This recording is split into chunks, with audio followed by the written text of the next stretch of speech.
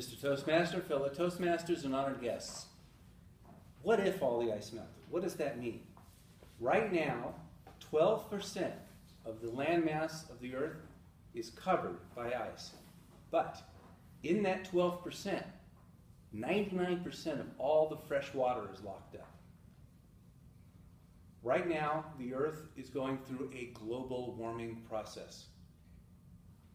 It's happened before, and it's happening now. If the global warming, if the process continues, and it's interesting that the tabletops, there was a couple, if the process continues, the ice sheets that cover Greenland, the Arctic, and Antarctica will slowly diminish, and the water will rise 230 feet. What does that mean for us as a civilization?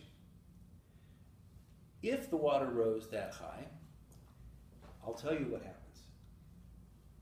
San Francisco would become an island, would become 7 small islands, the 7 hills. Los Angeles and San Diego would pretty much go away. The Central Valley in California would become an inland sea. Florida would disappear. Most of Texas and the delta of the Mississippi would disappear as well.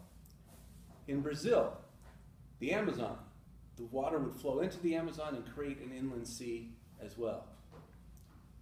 4/5 of all Australians live in coastal cities. They would have to migrate inward or to different countries. In Europe, London and Venice, underwater. Much of the Mediterranean would flood into the desert. The Black Sea and the Caspian Sea would swell. In China, in Asia, there would be another inland sea, and in fact, Moscow and Shanghai would be mostly underwater. The Philippines, Vietnam, Korea, Taiwan, they would all be in great trouble. The countries of the Maldives, the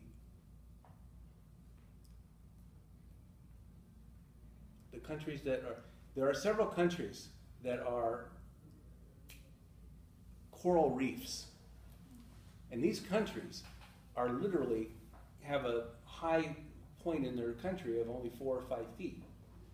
The Kiribati people have been studied just recently, and they have this situation going on where literally a foot of rise of water, it can condemn them, can ruin their fresh water supply. So these countries will be underwater. And so you say, well, okay, that sounds pretty dismal. Yes, it does. That is an Armageddon type situation. But could it happen? Yes. Has it happened? Yes.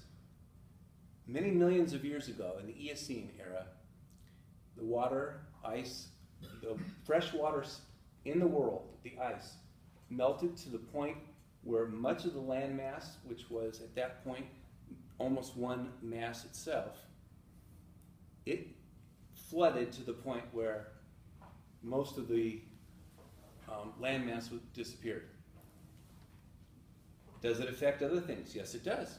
In fact, what happens is, what is the importance of ice? Well, ice reflects 90% of the sunlight that comes in, keeping it cool.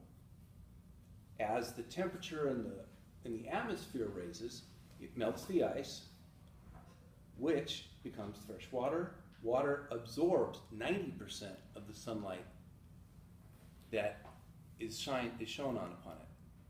They're heating up the water even more. Furthermore, as the ice melts, especially in the Arctic, more ocean opens up. And what do you get when you have more water? Waves. And this is something that hasn't been modeled until just recently. When the waves start hitting the ice, they melt the ice also. So now you have all these effects.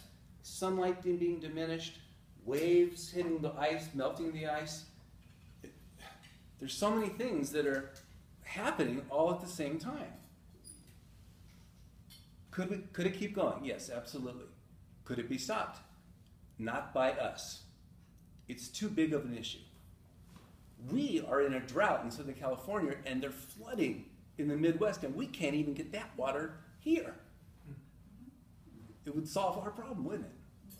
Now, what can you do about this? Very little.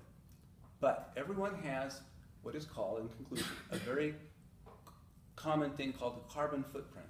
And that is the amount of fuel that you use that eventually will emit carbon dioxide, methane, and other pollutants into the atmosphere. So, if there's anything you could do, you could reduce your carbon footprint. What is a carbon footprint? These things like the gasoline in your car, you could drive less. The electricity in your home, you could turn lights off more often. These are very small things, and there's a huge debate. Pros and cons. Could if everyone reduced their carbon footprint, would that prevent global warming? Some people say yes, some people say no. Pros and cons, we could have a debate up here for 2 hours, and everyone would come away going, I'm not sure about that, because nobody knows for sure. But I can tell you this, it has happened before, it could happen again. Hopefully, it will be thousands of years before it becomes an issue, so we don't have to worry about it ourselves. It'll just be something our grandchildren and great-grandchildren will have to worry about, and there'll be solutions that come along the way, I hope, but not in our era. Mr. Toastmaster.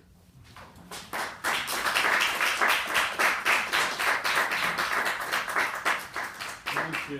Thank you, Mark. Very informative.